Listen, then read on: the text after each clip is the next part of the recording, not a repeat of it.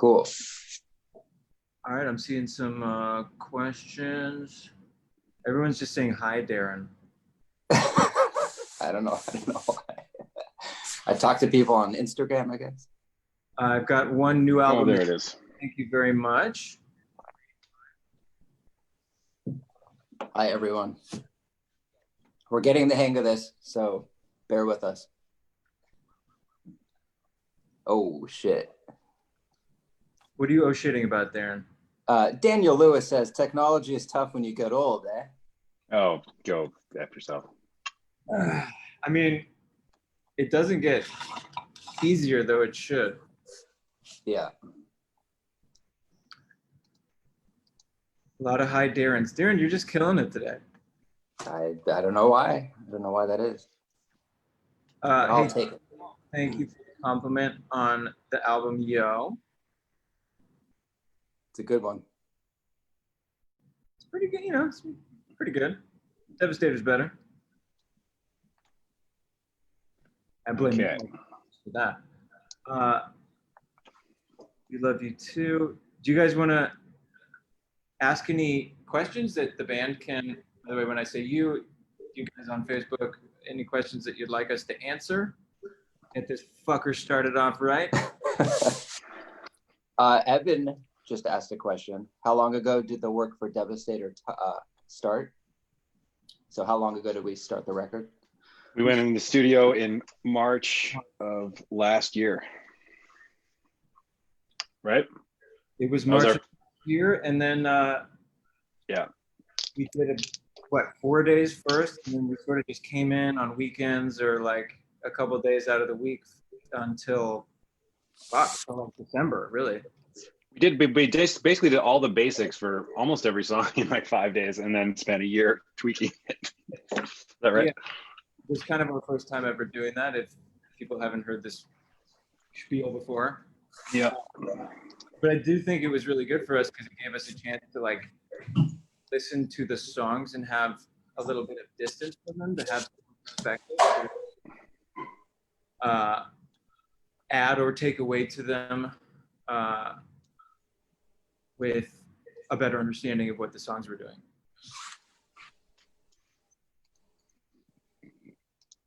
Back me up here. Am I wrong? Yeah. No, that sounds right. That sounds great.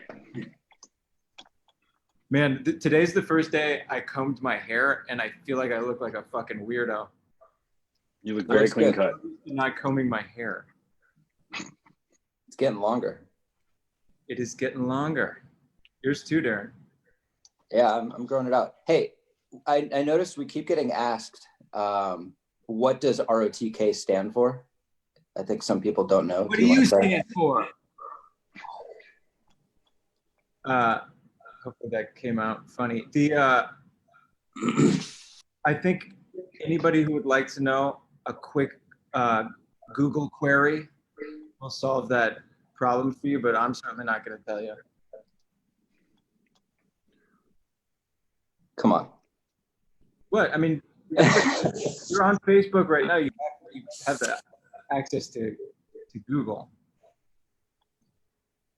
And what's up, Dave? Hey, what's up, Davey? Oh, hey, Davey. Sorry, I'm just saying that was. He's a bass player.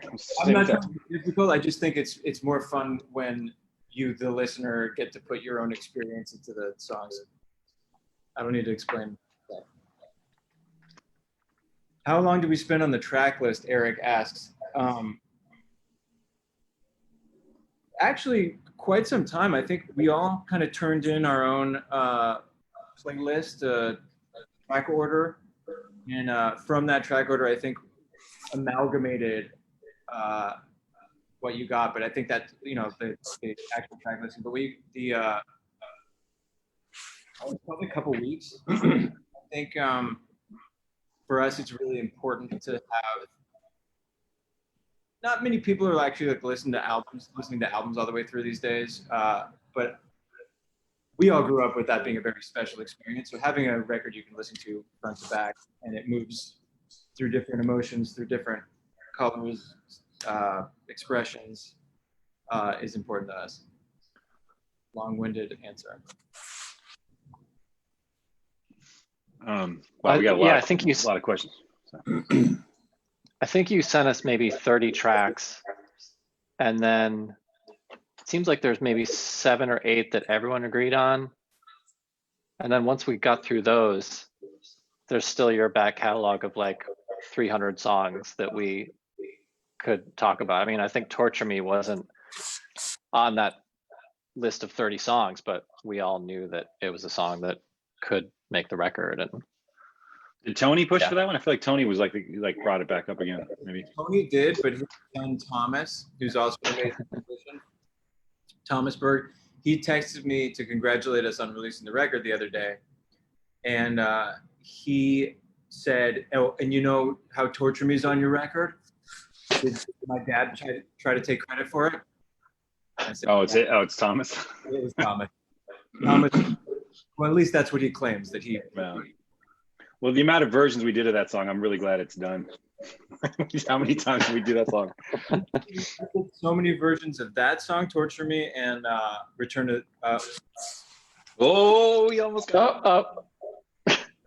You almost got it. Return of the Kangaroo. Yeah. Okay. Have you guys been reading? I haven't actually been. There's a lot. Yeah, there's a total. I'm trying to catch up here. Do you guys want me to like facilitate and you guys can answer the majority of them? Yeah. So Go, Darren. Okay. Here, give me 1 second. I know we're live, but give me 1 sec. I'm going to scroll My back favorites. What's our favorite song on the record? Good one. Why don't we? I'm sure we have different ones. Yeah. Who wants to go first? Jeff. Sam. I'll go with Dear Dead End. I think mine's either Through the Trees or Dear Dead End. I think Dear Dead End might be the best song you might have ever written. I think, Alex. I think it's a really, really good song. Oh, gee whiz, thanks. I have to agree with that. Off the top of my head, though, Through the Trees stands out. I can't wait to play Through the Trees live. That's going to be ridiculous. Yeah, I can't wait to play live. Yeah. Oh, yeah. What's that again? I forgot. It's this thing that's the opposite of playing dead. What's the old? Alex, Probably mine's colored a little bit by the experience of recording it, but the song Gold Body Spray, which is a bit of a departure from what Phantom Planets usually does. I wound up having like some sake with Blake Mills, who's a producer, and I decided I'd have the guts enough to record that song live with just me, my voice, and the piano.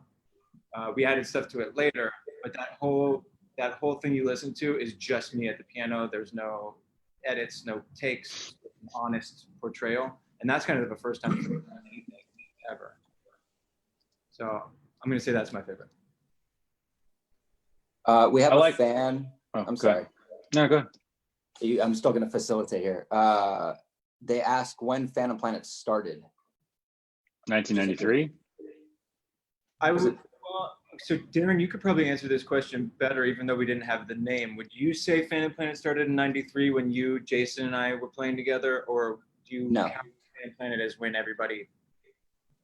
Phantom Planet, in my opinion at least, started when Sam and Jacques, who isn't here now, but when Sam and Jacques came to the band. I think that was like the. Okay, so that's '94, right? '94, yeah. Yeah. I remember we played our first show. April, does that sound right? April of '94 at the Dragonfly? Something like that. Sounds about right. This on Santa Monica Boulevard in Hollywood, California. Yeah. Fun fact, it's 21 and over, so we had to wait on the sidewalk until we played. Yeah. Another interesting tidbit is when Sam entered the band, initially he played guitar and he took over bass and pretty much surpassed all of us in his skills because he's a talented bastard. But that's a nice little tidbit. Well, who's on bass first? Oh, that's good. That was a play on words. Did you intend to do that? Jeff, of course he did. Yeah, I thought that was a play on words too. I was going Abbott and Costello with that. That's what I thought. First reference. No. Like, who played bass before Sam did? Well, Alex, you guys kind have. of. We had our friend Rick Zaki played for a second. Yeah, He went to Buckley. I don't know if I ever picked up bass. Like, You played it a little bit at the beginning, did, I think, yeah, but you did a then little. we switched because that was the era of like Green Day. So like all those great bass lines were there, and I loved learning them all. So I think I don't know. At some point we switched, but and I probably couldn't, even if I wanted to, sing and play those bass lines at the same time at the time. singing and bass is hard. Yeah, Sir Paul McCartney's really. Yeah, it's bonkers what they can do. All right, I have an important question from Lucas, who's asking if we like samba. Music? Yeah. Samba music, yeah. Yeah. Sure. Also, it Right. shows my lack of understanding of samba that I thought that question was directed towards the Adidas name. The shoe, right? Also a fan. We're also getting asked if we have tour plans, which I think is a pretty good thing to discuss. We do. Yeah. It can't be set in stone at the moment. We did. We're in a pandemic. I think it's safe to say that we will tour again next year, in theory, depending. But I don't think we're doing any touring this year. I don't think so either. Yeah. It would be fun though. It'd be great. I mean, if we could find an outdoor venue where people could be far enough from one another, I don't even know still if we feel that comfortable with it, but it would make it more of a possibility. We're asked if we live near each other by Janet.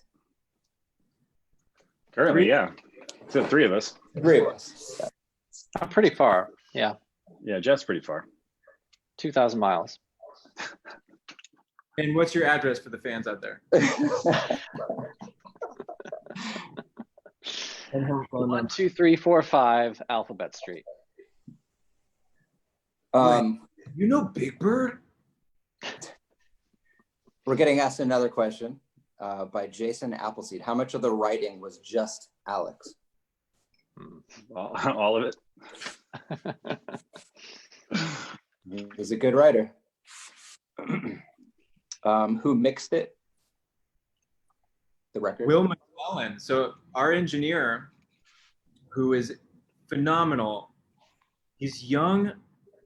I would hesitate to say that he's inexperienced, but he's like fresh on the scene. He was handpicked by our producer, Tony Berg, because of his, I'm going to say genius. I hope he's not watching because we don't need to be patting egos on the back, but he was there almost from day one, helping us get guitar, drum, keyboard, synthesizer, you name it, getting the sounds. And those sounds were incredible. And because of his intimate understanding of how the songs worked on a sonic level, we just decided to give him a chance. And the first couple songs we did blew us away completely. And I think he's an extremely talented guy, and he's just on his way up. Will McClellan is his name. DM me later if you want his personal address. All right. Another question is for you, Alex. What song on Devastator did you write first? Ooh, that's a good question. Yeah. I'll go with ROTK was probably the beginnings of that. I wrote first, and I vividly remember I just learned Travis picking on the guitar. Also, thank you, Tony Berg. Seriously. I was just figuring out how to manipulate Travis picking for melodic and chordal interests of mine. And it was December 2004, and I started writing this song, which ended up being ROTK. And it might have been after New Year's, but the band started working on it at least around then, maybe January, February 2005. And we kept fucking with that song for ages and just could not get it the way all of us put it in our minds, just couldn't figure out how to do it.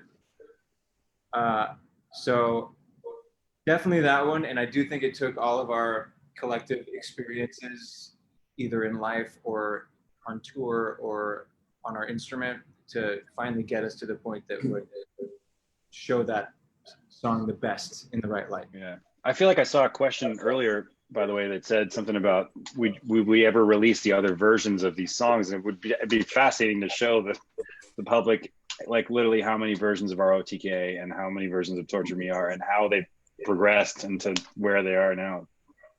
It'd be funny to try. As long as it's part of a blooper reel. Okay. I mean, we did that's the only way I could see those be like. There's a reason why those haven't been put out before. Totally. And but we could yeah, maybe we could cut them all into like one song. So it's like you get the verse of one version, chorus of another, and like you could hear the progression of it. I love that idea. Do you want to be responsible for? Sure. Yeah, I walked myself into that one. Yep. And let's burn it onto a CDR. Okay. Oh, I saw one question that said, will this be a record or CD release? The record is out, right? Like you can buy the LP, right? Record is out, vinyl is out, so you can stream it on all of the streaming services. Are there records on Amazon, like CDs? I actually don't know that. I don't think we did CDs. I don't think we just know. did LP. I don't think so. Just vinyl, right? Just vinyl. So they did offer that service where they'd print you a CD and then they'd make a really crummy, like a printed copy of the cover. I know this only because when I put out the solo record, Yo, which was only digital, a fan came up, maybe a couple, after shows and asked me to sign this weird fucking CD that I knew I'd never made, and they bought it through Amazon. So I know it exists in some did 5 years ago. Crazy. Okay, we're being asked by Jeffrey Peterson, which groups influenced the band? Ooh, I bet we could all say 3. Totally. Can you start? You want to start, Al? You start, Al. Well, here's what I won't mention, but I'm still going to mention them, but they're not going to be my 3. The Beatles, the Rolling Stones, and maybe even Bowie they should just be in any musician's repertoire. So besides those, maybe even going in chronological order, the Zombies, they have a record called Odyssey and Oracle, which is still one of my favorite. Brilliant. So good.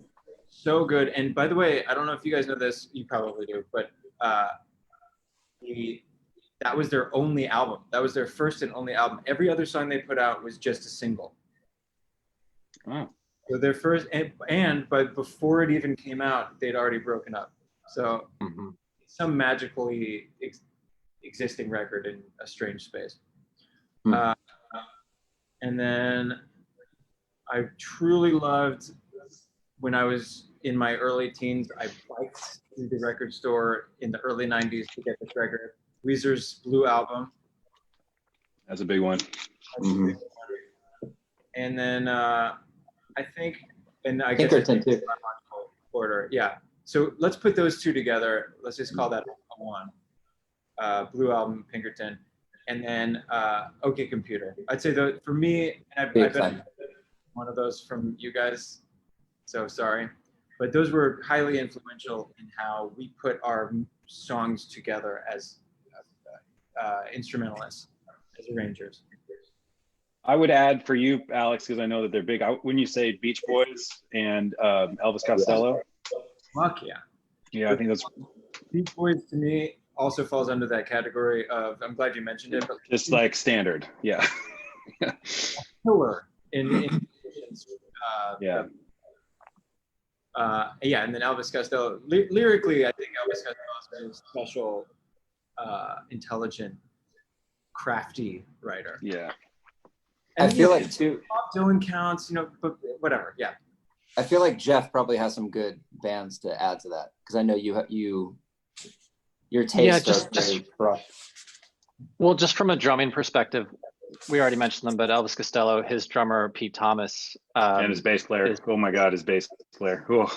Is like by far my biggest influence as far as stuff that I play in the band. I mean, it's funny, you sort of like, you're influenced by so much stuff when you're younger. Like I was into Stuart Copeland and Keith Moon, but at a certain point you take all that stuff and I don't even really think about influences anymore. You just sort of like play. And but yeah, for sure Pete Thomas, like I, you know, studied every drum fill that he did. And yeah, I'll never measure up to how fast he can play and how much finesse he has and just how much style. He's just incredible. And then Sam, did you answer already? You kind of did, right? Well, I mean, I was going to go through some like the bands that, like, to me, the bands that we started listening to when we were like, why are we in a band right now? It was like Nirvana, Weezer, Green Day. I'm trying to think, Pumpkins, like all that stuff was like really big in the 90s, and I think it influenced us to be like a guitar-driven band, you know. But Stone Temple Pilots, did you mention? The music of Stone Temple Pilots is pretty sick.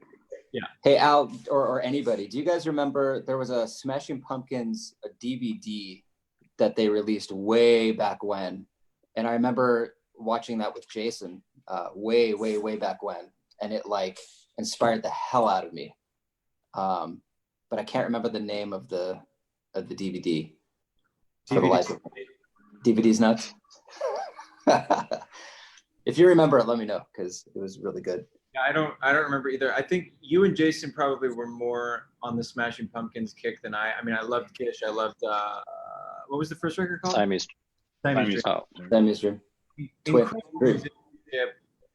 I'm still not totally keen lyrically on that band, but as a band, agreed, they're fucking awesome. Yeah. What about like what are modern bands we're listening to? I don't even know if anyone asked that, but I'm just curious. Luckily, I'm on my computer because my memory's a piece of shit. Yeah, that last Lord album was one of my favorite albums of the decade, I think. Really? Yeah. Oh yeah. I've actually listened to that whole record. I got to listen to it. Oh, it's amazing. Yeah. So good. Yeah. It's pretty great. I thought Royals was a spectacular song, but no, I don't know but if I got into the rest album of it. after that. Oh, the album after that. Sorry. Oh yeah, sorry. Huh. Arcade Fire, definitely too. One of the more modern bands. Yeah, they're a big one. Definitely a good one. Yep. Yeah. The Suburbs was kind of a game changer for me. Yeah, that was a good one. Not only was it good, but like even on a musical and arrangement musically level, but lyrically, all the songs kind of are interwoven with one another, and I think that's really special to be able to do. Yeah. I think that's like I hate to use the word genius, but that goes beyond what my understanding of how you even make a record goes. Or at least it did at the time, and I've been trying to do that ever since. My bestie, Castellano. She says hi, Jeff. I think that's important. Hi, good to see you. Oh, hey, this is a good one. What inspired Gold Body Spray? Okay, that is a good one. So, okay, on a lyrical level,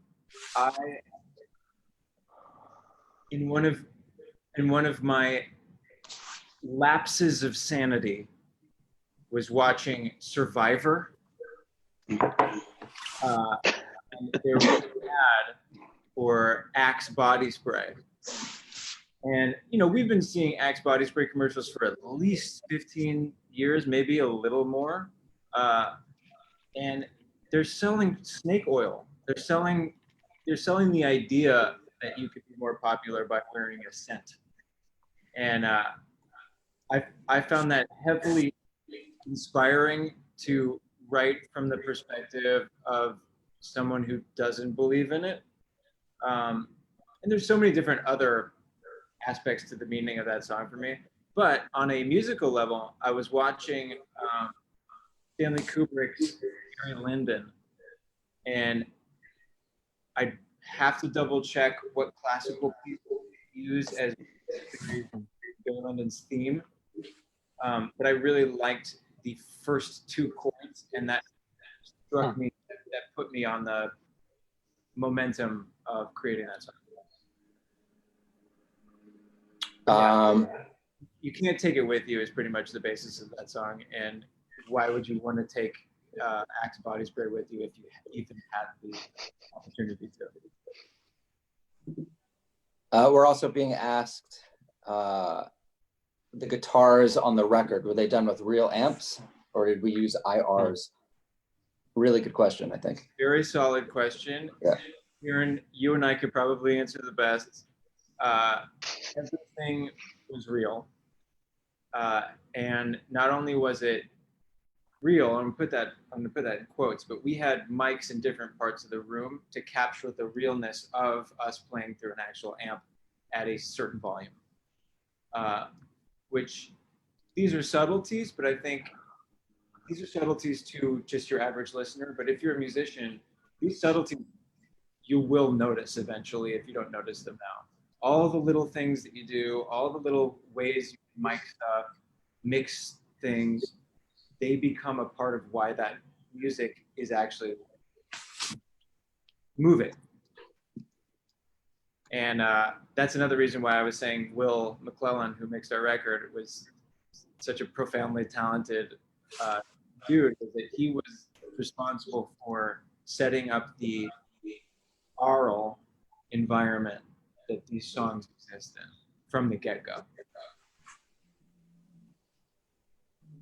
Yeah, I can't imagine Tony Berg being okay with not having amps. Just plugging it in. Tony's, he loves new shit, old stuff, but it has to work in real life. Yeah. There are, well, no, I'm not going to say it. Never mind. Come on, now you have to I know say what you're going to say. I might have cheated on that rule once on the record. Yeah. But like, that's all I'm going to say. Twice. Maybe twice. Right? Party Animal? Well, talking about songs sort of on either side of the record. Yeah. Yeah. I think it's twice. Well, spill your guts, man. What do we have to lose? That's true. What songs were they? I play bass at Party Animal bass at my house because I didn't get it right because it was really. Oh, actually, no, that was a sort of a last minute song, wasn't it? Yeah. We hadn't done it, and so I tracked the bass in my house, and I may have used some, not an amp. That's all. Also, for the person who asked. What's up? For the person who asked that question, it's not necessarily important for you only to do something live through an amp. Yeah. It's like, when we were growing up and making our first couple records, we were either at our parents' house or with roommates in a tiny apartment. Music had to be made very quietly. Honestly, if you can make the thing that you're recording sound the way you want it to by whatever means necessary, fucking do it. There's no reason why any of us or you guys should think that my music will be better if I do this thing is beyond my means at the moment. Yeah. There's no reason to buy a guitar effects pedal or even a new synthesizer if you think that's what's going to be the thing that makes the difference. That's what's going to add spice to what you are as a songwriter or what you are as a recording musician. But I think we live in a society and culture that sort of advertises and asks of us to dream beyond our means. And I don't think that works often, psychologically. All right, Al, I have a hell of a question here for you. It's pretty in depth, so do your best. So Kevin Liebler asks, how do you balance wanting to write songs that are more fun and escapist and wanting to write something personal to you or addressing issues pertinent to the world? Man, that is a hell of a question. Great fucking question. Yeah. I don't know if I could actually say how I handle it, but there are some songs. So this works probably 30% against what 30% towards what I'm saying, 70% against what I'm saying. Going into a song with an intention that is, I'll start off pretty broad, but like going into a song saying, I'm gonna write a pop fucking hit. Or going into a song with, it's gonna be this speed or else, isn't the most nurturing way to treat your creativity. And like, I'm a big fan of, I think Kubrick would be this way, for example. I'm not in the same echelon, but the seed is going to be the seed, and the seed isn't what the tree is going to be. And you have to just consistently, slowly water the fucking thing. And that means not putting what you need out of the plant, out of the tree, but allowing for it to grow by itself. You're the gardener, you're the caretaker. Does that make sense? Jeff, you just made a face. Well, it's weird. I heard this exact same analogy in a movie I just watched, and I'm wondering if you got it from there. Well, it's not. What movie was it? I think it was this documentary on Apple called Dads, and it was talking about raising a kid. And it was like the exact same analogy. Oh, yeah, that's like, funny. You got the seed, kids growing up.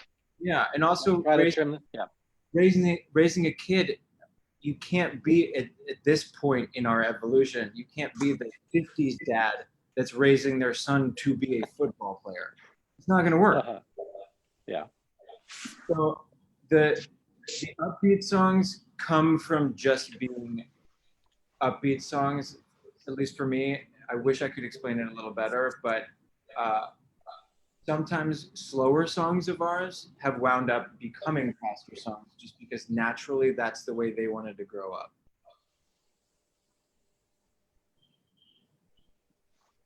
Yeah. Silence. Yeah. Yeah. All right. No, I'm soaking it in. I thought it's good. You want another question? I think it's a good one. Kyle Hale asks if B-sides for Devastator are coming out. Let's say yes, but B-sides are what Jeff was explaining earlier, might be like 300 songs. So did we actually record anything that didn't make the? Oh yeah, there's one. Yeah. Maybe. Yeah. There's 3 songs. 2. 2? No, wait. No, 1. 1. I can only think of one. There's In the Darkness. Yeah. Oh shit. Is that the one you're thinking of? That's the one I'm thinking of. Yeah, I was trying to think if there's another one. That's it, right? Yeah. I don't think so. There were more. Oh, there's definitely more. There is one more. I can't remember the name. Let the Light In. Oh yeah, Let the Light In. These were we started that. Yeah. Light, Darkness. We didn't get that far. I mean, no, but I do think like also Phantom Planet's pretty locked down just like you guys are, and I think we would love to engage with whatever we can creatively. So I would say definitely don't check that off the list. It's probably leaning towards high probability, if not high possibility. Taylor Williams asks, did you actually hang out at the Galleria? Yeah. It's a good one. It's a good question. I did too. Okay, I wrote the lyrics. I never did. I think the first time I've been to the Galleria was to see, what's the last Star Wars film? The last, Rise of Skywalker? First time I think I've been to the Galleria. I went there when Hot Dog on a Stick was happening and Fast Times was still, it still looked like Fast Times at Ridgemont High. Oh, wow. Cool. And I wish I had gone there for that reason, but literally that song came out of on the way to a Phantom Planet rehearsal, in fact, at Bill's place. Oh, man. I saw a huge banner over the, like 1999 maybe, or late 98. Huge banner saying Galleria closed. It gave no sign of it reopening, and I was like, oh, that's a fucking piece of LA history that's going the way of the dodo, is going extinct. And why don't I write something to memorialize that staple of Los Angeles culture that's been in several movies, and Sam's even hung out at. And me. I did. My dad and I used to go to movies there. It was awesome. Okay, Lauren Scott asks, you guys were, in my opinion, ahead of your time with the Phantom Planet blog videos. Do they still exist, and can we get them uploaded to YouTube? I still quote them on the regular. They're on YouTube still, aren't they? I think they are. Some I of them. thought Yeah. most of them are. Yeah. I think They're so. on our YouTube account, which you can get to through our website if you can't find it, but it's on there, I think. Yeah. Okay, but are there ones that we haven't put up there? Because that is an interesting thing that maybe we should, maybe not now, but talk about and figure out. I go there right now. See what's up there. Well, fucking go there then. Did we have any alternate titles for the record? I was trying to think. I No. think when you said Devastator, it was like, that's it, done. Yeah. Yeah, it's so rare that we all agree on something. I know, right? Just Yeah. a little bit of backstory. For sure, no title was in anybody's head while we were making the record. I also think that's actually never been a thing for Phantom Planet. We've never been, this record we're about to record is called Guest or whatever. It tends to, after the songs have been at least recorded, and in this case for Devastator, mixed, in the process of being mixed, the name just kind of appears, as did the record cover, the photo of the people getting married in the midst of a volcanic eruption. Sometimes fate just hands you the fucking thing on a platter. That's how I would describe it. And Darren, you and I could probably get into the nerdy stuff of how the word even Devastator came into our lexicon, into our speech. And I'm not sure if that's even that fun, but you and I it's kind of fun, but I'll leave that up to you. Go online and play this video game called Alienation on PlayStation, and one of the best weapons is called Devastator. And when you switch to weapons, this girl's voice says, you know, whatever the weapon is that you're on, and then Devastator. And for me, that triggered a lot of stuff. I was going through a breakup, and when I told people that the ex was keeping our two dogs, they'd always say, that's devastating. And that combo in my brain, I was like, oh, that's the fucking name of the record. Yeah. Easily.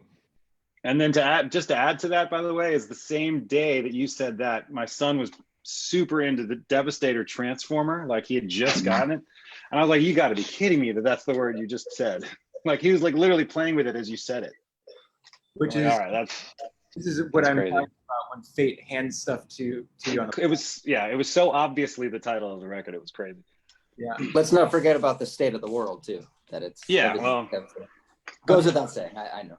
Unfortunately, I mean, honestly, here's the positive side of what you just said. I think for a work of art to resonate with stuff that's happening or has happened, gives it more value than I think even us as the artists meant it for. Right. Something special. That's another reason why I keep using the word fates. I'm not like a huge religious or person, but it's like, even if it's just by accident, that's a fucking magical thing. Yeah.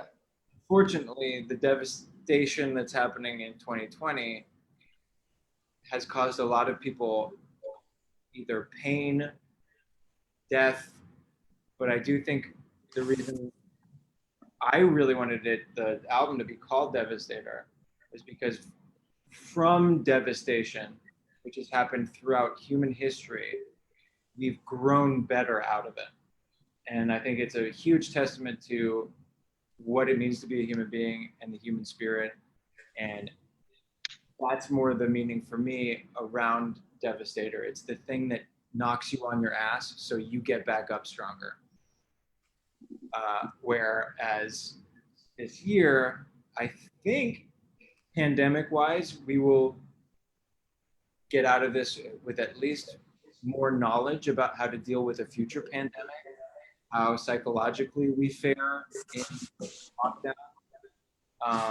If it's Black Lives Matter movement, we need to shine light on these things. We need to knock down certain systems that aren't working for us anymore so that we can build it higher and better.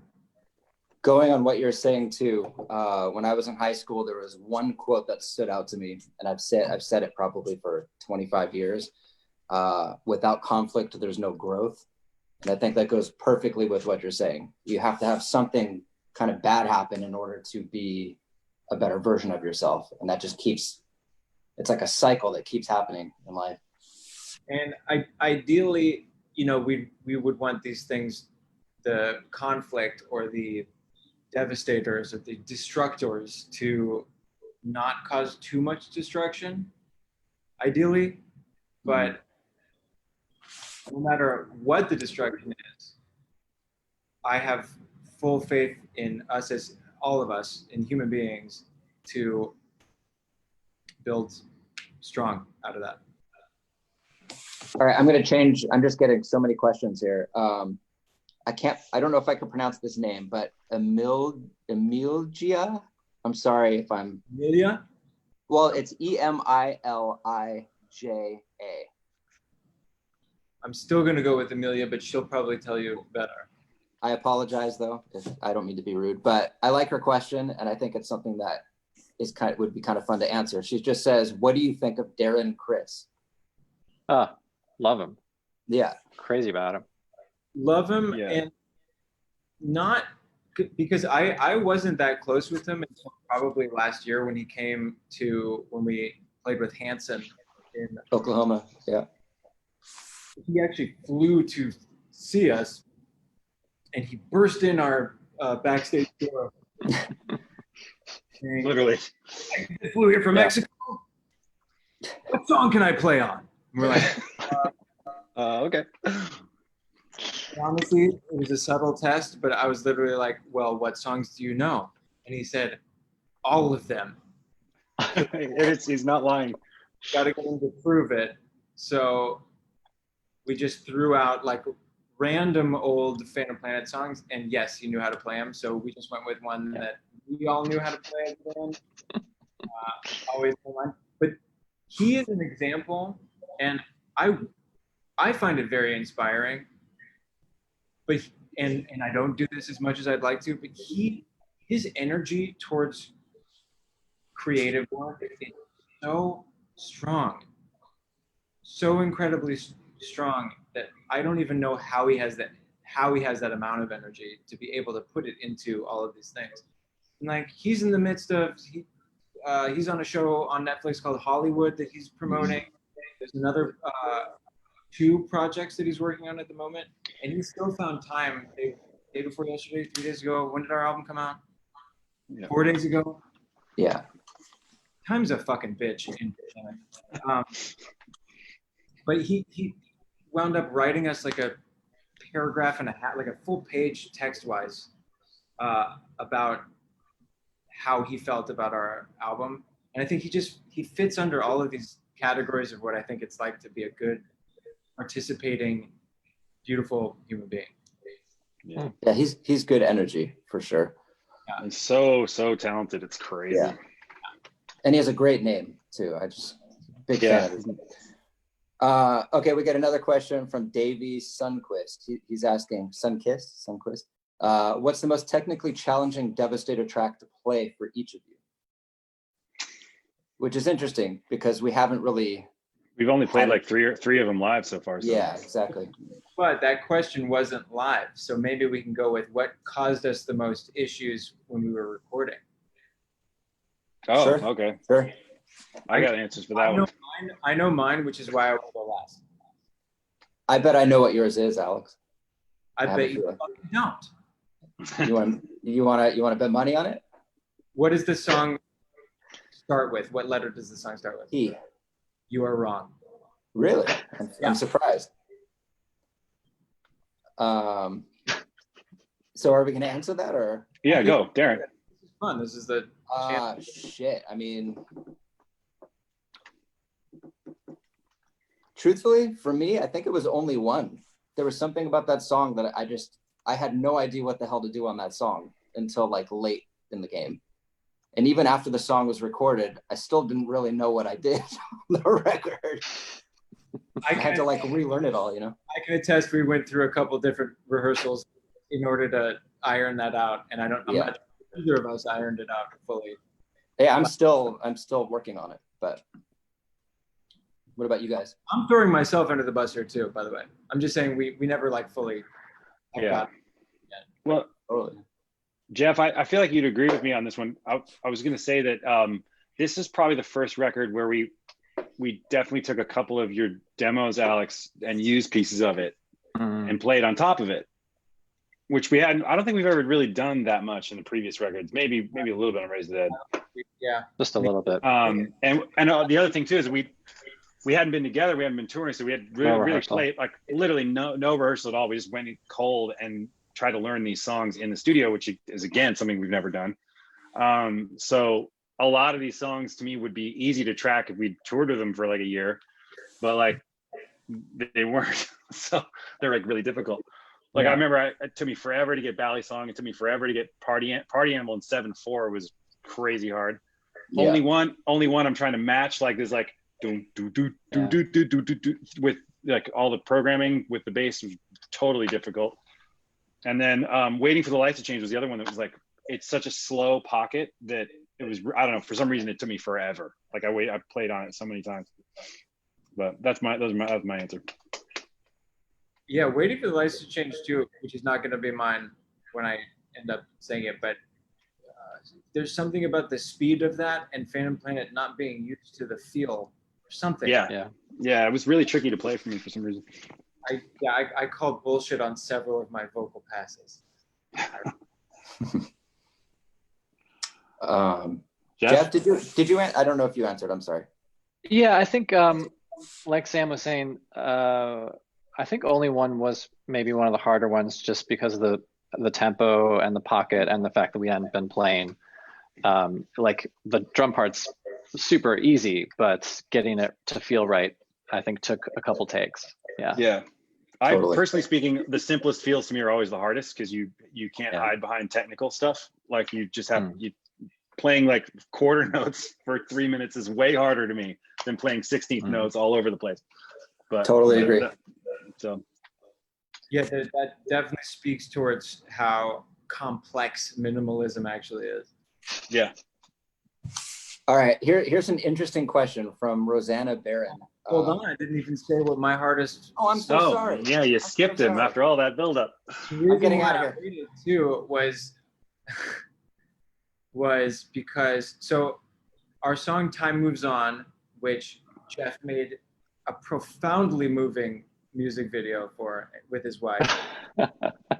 Honestly, I cried when I first saw that. You guys aced it. Speaking of crying, so the reason I wanted to go last was I could not sing. I could not sing a vocal pass of "Time Moves On" in the first 3 months without crying and my voice going or doing something like that because of a high emotional charge that I had with that song. So I ended up taking that song back home and practicing every day I know this sounds not great, but practicing it every day to remove the emotional side that I had with it so that I could perform it well. And that song almost didn't make the record because I couldn't do it. I mean, even Tony Berg, producer, in all of his wisdom, was like, yeah, I don't know why. Either figure it out or it's not going to go on the record. So I did it over and over again every day, which I also found very cathartic. It was a chance for me to like engage with certain feelings maybe I wasn't dealing with at the time, which I really thought I was, but through iteration after iteration, I became more comfortable with singing the lyrics of that song. So that one for me, hands down, hardest. But I know, Al, I was going to say for you, obviously Party Animal. And the reason why is because of the 7/4 time signature. I know that was tough to like sort of fit the puzzle pieces and make it actually work. Yeah. That's why I was saying. And I knew exactly what you were saying. Yeah. I would be a big resounding no, but that song would be second place for sure. Yeah. On a musical level, 7/8 for people who aren't musically inclined is an odd time signature that it's hard for most musicians to be able to play to because it doesn't go 2, 3, 4. It Right. cuts things off in a way that seems unnatural, but if you can play it naturally, it's one of the best and coolest time signatures. All you need is love, right? Is in 7/4. The Beatles, is it? Yeah. Yeah. Okay, so that would be an example of when it's done right, and that is also an example of an amazing band that can do shit like that and make it sound natural. But for us, Party Animal was one of those. Fuck, how do we get it to sound natural? We're not used to playing 7/4 and 7/4 in a shuffle beat. So yeah, that would be second place for me. All right, so we've all answered that. I'm going to get back to the Rosanna Barron question, which is an interesting one. It has to do with Jeff. How did you guys steal Jeff from Big City Rock? I think it's a really fascinating question. I think I went pretty willingly. But yeah, well, I guess, do you guys want to tell the story leading up to there, or should I just start with?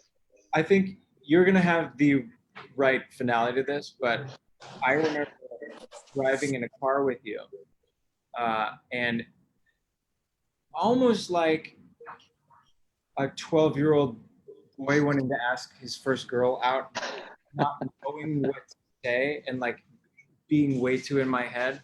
But I remember we were listening to music. I wish I knew what song we were listening to. And I was fucking do it. Just ask him. Come on, fucking do it. So I eventually mustered the balls to ask you, Jeff, hey, I don't really know what it's like in the band you're in right now, but would you have any interest in playing with Phantom Planet? And I thought you would have a heavy pause or even like a heavy fuck no. But it was literally like, yeah. Like, that's how I remember. That's so funny. That's so funny because I thought I feel like I said yes when we were still in the space. I think this is pre-space. Oh, maybe okay. maybe to try out. Yeah, a little backstory. We had tried out all these drummers that week too. Do you remember that whole process? That was crazy. Oh yeah. Fun and retrospect. It was miserable at the time. Miserable at the time, but yeah, we tried. Yeah, that was anyone who's been in a band knows that, like, obviously you want like a technically proficient musician in your band, but a good 80% of the challenge is getting along with the person, and you just don't know. Like, you just met this person, you have no idea what it's going to be like to tour with them. Yeah. And so like when the idea of Jeff came up, like, we'd known Jeff for so long. All of our bands have played together. He's great. He's cool. Easy. He's really good. Like, I was like, oh, okay, he's interested. Yeah, great, done, cool. Sorry, the 15 drummers we just tried out. You know, who is that amazing drummer? Oh, the girl, right? Yeah. Yeah. What was her name? Can't remember her name. She was good though. 16 years ago. Yeah. More. Wait, hold on. This was like 17. It was right after we finished the self-titled. It was like 2004, 2005, right? It was 2000. I joined in 2003. Yeah. Yeah, we were recording the self-titled. Wow. Oh yeah, because you came and recorded on that. That's right. I forgot. Yeah. You did like the 2, 3 on that one? Yes. Making a Killing. There was that B-side. It was like another zombie kind of song. From This Day On? No. Living Dead. Ooh. And maybe like one other one. Yeah. Oh, no. Yeah. Yeah. I can't remember. All right. We have another question, which I think is pretty cool. For Alex, how many layers of vocals did it take to build the outro to Leave a Little Light On? And is that all you singing? Okay, first off, yes, it is all me singing, and this is another one where I'm gonna throw out that the fates kind of just handed the momentum to me. Yeah. Tony Berg, producer, left the studio to get Will McClellan, the mixer engineer. Will McClellan, me, and his Thai food for lunch. And in that 30-minute or 40-minute span of time, I just decided to try some stuff out. But everything that I tried, and I really don't want to say that I'm taking the credit for this, but everything that I tried just seemed to work with the track. So the momentum was just like, okay, that worked. Let's try harmony with that. Oh, fuck, that worked. It's only been 3 minutes. Why don't I try another thing? Okay, well, since we already added kind of 3 or 4 parts to one harmonic element, why don't we try a call and response style cannon round thing? And it all just sort of happened, and it was all finished, the whole thing. There's at least 7 or 8 harmonies happening. All of those were performed well, recorded before Tony got back from getting the typhoon. So it was like 30 minutes. That's right? so crazy. Yeah, I remember. Insane. Yeah, I don't have an answer for that one really about how. So we're being asked by Dawn, will you tour with Maroon 5 or go back to Vegas with them? I'd say yeah, if there's the opportunity to. That was a blast that night. That was awesome.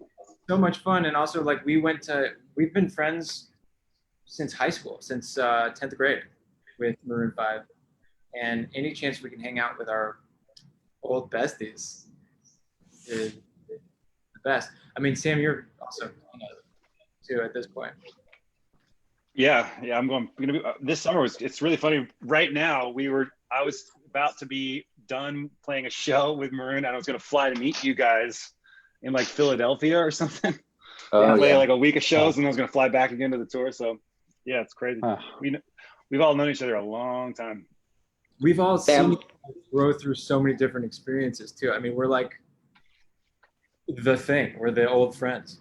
Yeah. Who have been friends. We've seen so many different iterations of ourselves and our close people. Yeah. Sam, I feel like I need a nap just hearing you talk about all that traveling and the jet lag and all that. Well, I can't imagine it. It didn't happen. So, although when we recorded Devastator that week, I got back from Thailand the day before, and I was so jet lagged that whole week. Yeah. Wait, isn't the Devastator photo? Is that Thailand? No, where's that? Philippines, right? Oh, it's the Philippines. It's the Philippines. Tao. I think that's the right way to say it. T-A-A-L. It's the Tao right. That's right. Eruption. Prue is asking us, when we tour, can we bring back behind the scenes shenanigans videos, more pranks, stuff like that? Absolutely. Totally. Absolutely. Because we're just going to be total jackasses. It's so much easier to do that now. Like we used to have to record it on a video camera and then upload it. Now you just take your phone out and it's easy. Oh yeah, and I checked YouTube. Like every single thing we've ever done is up there on our YouTube page. No. Perfect. Yeah. Let's see, what else do we have here? Oh, this is an interesting question. Would we still play songs from the first album live? We play Local Black and Red. Yeah, we've done that one. I mean, that's an album that warrants re-listening to at this point. I would even say children, but maybe young adults. I haven't listened to that record, I think, since we put it out in '98. Seriously. So there might be one or two that we could shine through our new lenses. All right, I have a really important question from Thomas Bradley. He's asking, how many fibers are intertwined in a shredded wheat biscuit? I saw that question. That's an important question. How many what? How many fibers are intertwined in a shredded wheat biscuit? Well, 505. 505, right? 565. 565, that's right. Is he talking specifically about Triscuits? Not Triscuits. Shredded wheat. biscuits. Oh, that. Yeah, like 70. 70? I don't know. Okay, here's a good question from Kevin Liebler. What made us decide to get back together and end the hiatus? Alex is gone, so the hiatus is back on. Yeah, we're done. He's out of here. I don't think we never really stopped hanging out. I think that's like, No. some people think that when bands take hiatuses and maybe they live in different cities, you never see each other or whatever. We saw each other all the time. We were like Right. at, parties and going to shows and stuff. We had plenty of rehearsals where we tried to write some new stuff. And there was even like a period, was it like 4 or 5 years ago, where we were rehearsing at Alex's house and working on new songs. Yeah. And then his other band, Phases, got signed. And we thought it was just going to be like a month or two, and then cut to 5 years later. Right. Yeah. But I do remember, I think, Sam, it was you that came back finally and said, hey, do you guys want to do this? I think that's how I remember it. I think Alex and I were having that conversation at a party one night. Yeah. Yeah. I would actually say Sam and I specifically, but all of us, but I can remember vividly or somewhat vividly, Sam and I, every time we were at a party together or even a bar after 1 drink, 2 drinks, we were talking about getting the band together for years. This isn't a question, but I just realized, it just popped up on my screen, that our manager, Brad Aarons, is watching us right now. So I hope we're all on our best behavior. Brad was another reason why performing solidified. Yeah. Sometimes you need a little bit of outside force, and I think he was part of that. Yeah, and like we had outside forces where friends and family or our significant others or whatever were kind of pushing us, but it never fully solidified until, God, is it December of 2018 or January? Should we just say January 2019? that's when we did the secret show. Yeah. Right? Yeah. More questions? Fuck yeah. I mean, I've got to be on this other Zoom call with Bill Clinton, but I'm happy to continue this one for a while. He'll understand if I'm late. This one is from Nina. She says, how do you see Phantom Planet when you think about the future and getting older? It's an interesting question because we started so long ago and here we are in 2020. And I don't know. It should be, it should be a goal that we play long enough that Sam's kids and my kids take our place in the band and they just keep it going. Like All right. Menudo. Yeah, I mean, I don't know, to answer that question and add to what you're saying, like abstractly, at some point, Phantom Planet, and even like the songs have taken, at least for me, and you guys can tell me I'm a nut job or agree or whatever, but have taken a place of, at its best, is just an eternal thing. It's a thing that no longer changes with the ebb and flow of the tide of time. It's just a thing, which is amazing. And that's one of the things I'm most proud of, is that it's no longer a guest. It's part of the environment. If that makes sense. Maybe you guys can add to that because I'm at a loss for words trying to describe. It's become permanence. And permanence to me is a very special thing, which I wouldn't even be able to define the way I think I'm trying to mean it. But it exists whether we're here or not at the time. That's what I mean. I think that's cool. Yeah. And age for us won't matter because we made something that I think just is there and will see in whatever ways it's going to. But we built something and it doesn't seem like it's gonna get knocked down.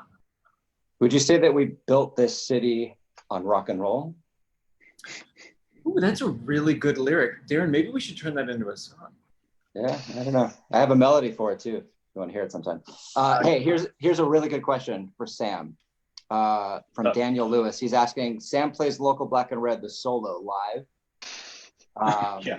He wants to know if you played it on Is Missing on our first record. No. Was that Jacques that did that? I think so, yeah. Yeah. It's a good one. Yeah, it's great. Very melodic. Not too difficult to play, but I still have no idea how to play it. I got to learn it. Quarantine, baby. Figure it out. Quarantine. A chord in it. I kind of like when we play live though, Sam, and you just grab my guitar and I just, great. I'm like, all right. those are fun moments as always. Fun. It's great. So I mean, I'd personally love if Sam just played my parts the whole show.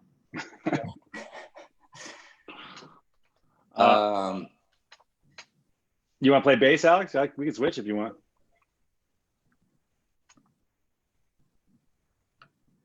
I don't know. Hello? What's happening? Oh, there he is. I don't know. Let's see. What else do we Happening have? on here, guys. That's all. What's that, sir? Nothing important. What's that, ladies? Okay. What's that, ladies? Why is that, ladies? Why is that, lady? Because I look at Kyle Hale asks, and maybe we can clarify this. He says, my guitar tones are so good. What's the setup? well, you're saying Darren's guitar tones are so good. What's the setup? He's saying my guitar tones, but I'd like to clarify that where it's not really the tones that I came up with. That's more Tony and probably you, Alex, because a lot of the time when I would play, that's exactly what I do. I would just play and you were there in real time dialing in what the tone should be. So I can't take credit for that. Well, we also had a fun time. This is an aside, which we can talk about if we want to. But maybe you could analogize that as being I'm not calling you an actor, but the actor comes to set and doesn't need to think about how he or she's being lit. Right. Frame rate it's being shot at, what millimeter lens it is, so that they can just do their creative part, which is very important. But maybe I would lean towards that being an aspect of yours and my guitar tones, and we know when it's wrong, and that happens too, or it's the wrong guitar, it's the wrong amp setup, it's the wrong chain of effects into the amp, or where the mic's placed, et cetera, et cetera. But yeah, I would also put Will, the engineer, as one of the vocal and opinionated parts of that process. Yeah, and Tony too, for having a collection of just incredible guitars to choose from. Definitely helps, and amps and all that stuff. Here's a really good question from Meredith. How have tools like Auto-Tune changed your process and sound?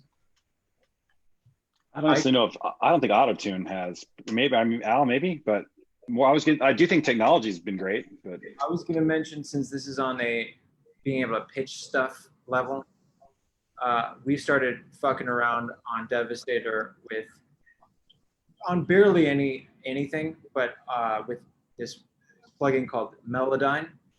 And Melodyne still doesn't make sense to me in how magical it is. If you play a chord on a guitar, so crazy, which is unchangeable, you're recorded set in stone, that you can go in with this plugin Melodyne and change any note in that chord that you want, which I still don't know how the fuck that's possible. Yeah, it's some black magic right there. That's crazy. There are a couple songs where, like, Time Moves On would be an example, where I wanted to change the back half of the chorus chords, but we had already played all of those things. And Darren had played the riff that goes on through the chorus.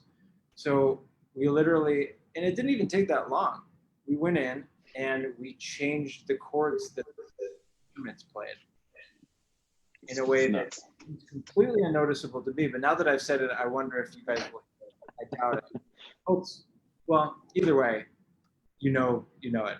But that was a big thing for us, and a big thing for me in terms of when technology has gone this far. This band that played all of these things in the Tony Berg style of live through amps all at the same time together in a room, that we can change what we played. It's still kind of baffling to me, but tuning in that regard has played a big role for us. But I'm not a big fan of auto-tune on vocals if you can hear it in any way. And I'm also not a big fan on using it on my voice at all. I think there's a form, at least in my perception of it, there's a form of dishonesty to it. When I say dishonesty, it's an over-polishing of something. It's making something too shiny. And we're all human. We don't need to have the Instagram filters on us all the time. We need to be human beings. That's a symptom of all music right now, is the unnecessary polishing of everything. And I get it in certain aspects, but like I remember I wanted to fix the bass part at the end of one of the songs. I can remember maybe Waiting for the Lights. And you said to me, Al, just leave it. It sounds like a band playing. And I was like, oh yeah, okay, all right. Forgot about that part of it. I think we're all so used to being able to fix things that we forget that it's maybe not the right idea to fix it. Just leave it. And I think that definitely applies to us making this record, but I think it should apply to everything social media related, or even how we choose to define ourselves in today's cultural rules. Yeah. I don't know if that sounds too wordy, but it's literally like, I don't want to see photoshopped people all the time. Right. I don't want to see the filter that changes someone's eye shape so drastically that they're unrecognizable. Yeah. Like, these are fun for a minute, but I don't like the shift culturally towards this is actually a requirement at this point. And maybe you should think about getting cosmetic surgery to look the way you appear through filter, Photoshop, through whatever. Now I'm just old man ranting. Those are good. That's good analogies, though. I like it. I appreciate that. Here's a good question, and I think that Alex, you probably have a pretty good answer for it. Are there any more collaborations with Mark Ronson? Well, so I'm in New York right now, which is also crazy for me since I live in LA and we're in a pandemic. We can get to that story later.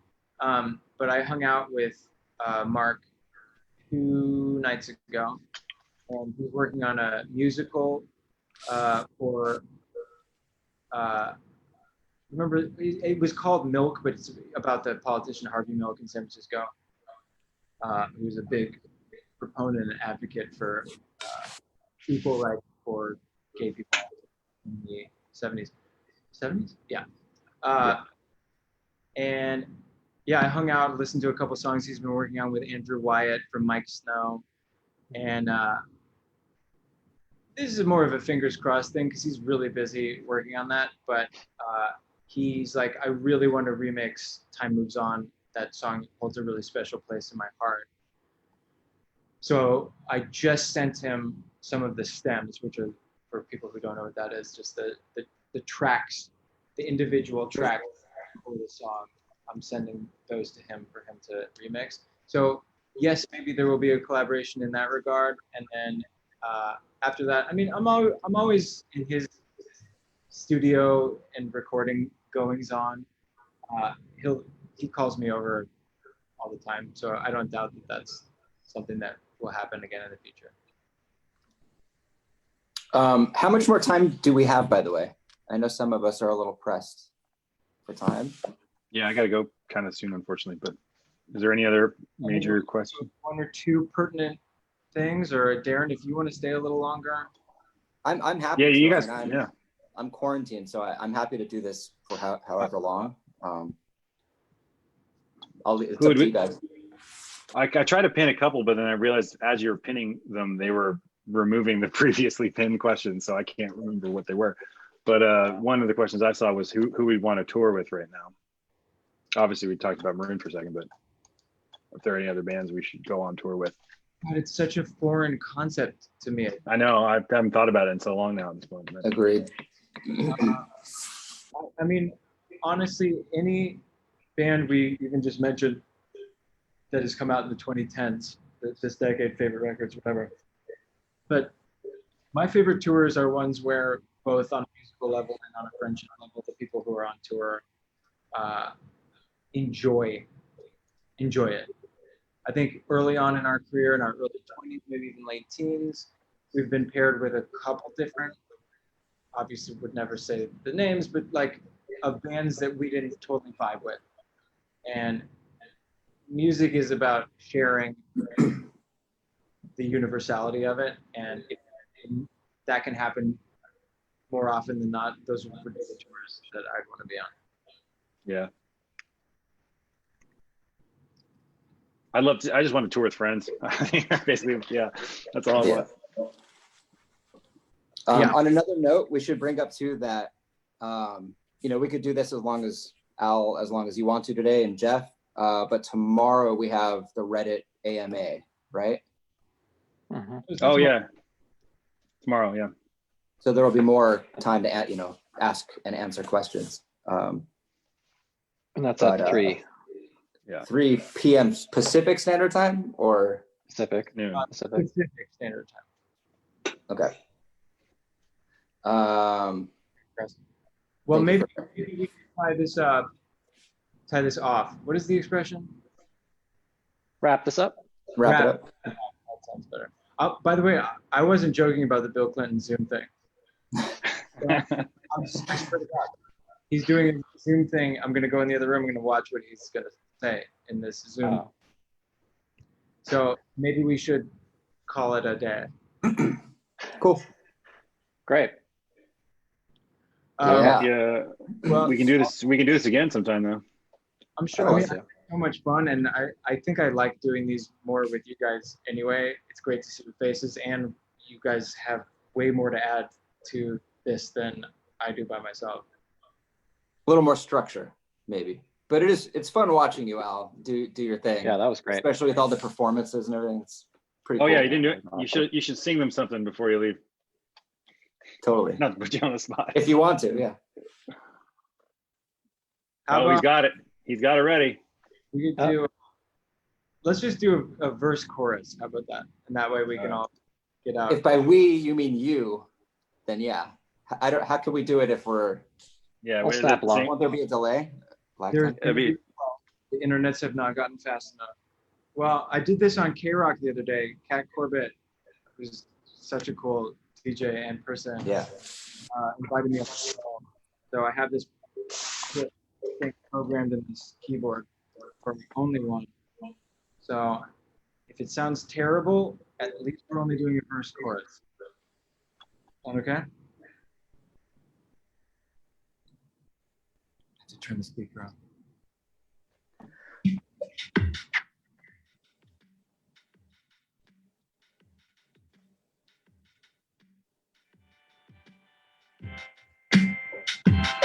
There we go.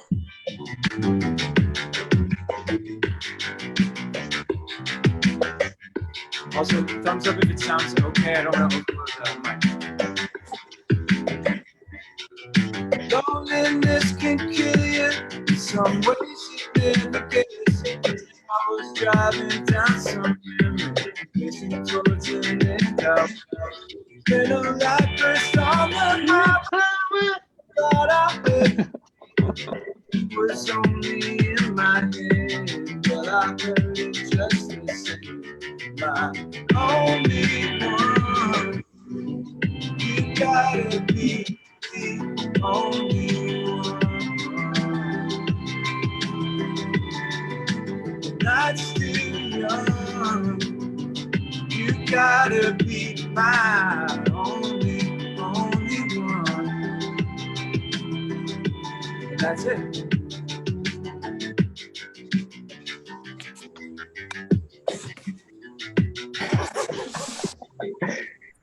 I like that bass sound, Al. That's a good one. Is that a stock OP1 sound that you were using just then? Yeah, I'll tell you what it is later. I want to know what it is. It's the string plucky synth. Sounds really good. Crushed to hell through the compression. Sounds awesome. I also have it's through the mixer on the 4-track. It's going through extra game. Oh, love it. Nice. All right, guys. I gotta go. Yeah. Well, Good to see you. Good work, dudes. good night, everybody. Love you guys. Thank Love you too. everybody who's tuned in and for all of these great questions. Darren, also thank you for being the intermediary. Sure. Let's do this again very soon. And tomorrow, for all of you who don't have their questions answered yet, we have a Reddit AMA tomorrow at what time? 3. Yeah. 3 Right. 3 Pacific. We'll be able to get really specific questions answered tomorrow much more efficiently, I think. So Going on that, by the way, what subreddit is it in? Is it in music? I think music. Yeah. Okay. We'll post it. It's not an interesting as fuck. Oh, Alex. Oh, All dear. right, guys. All right. Well, All right. love to everybody. Be safe. All right. See you guys tomorrow. Later. All right. Guys. Bye.